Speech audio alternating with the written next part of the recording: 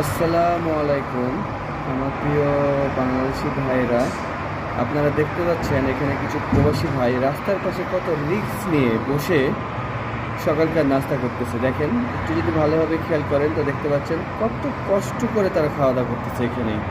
আর বাংলাদেশ থেকে মনে করে যে প্রবাসে মনে হয় অনেক সুখ, অনেক আনন্দ, মাস গেলে এক গাড়ি টাকা পাই আর মনে করে যে অনেক আনন্দ। দেখেন কত রিস্ক, এই যে গাড়িটা যাচ্ছে সাইড দিয়ে আর রোডের মাঝখানে বসে খাওয়া দাওয়া করতেছে।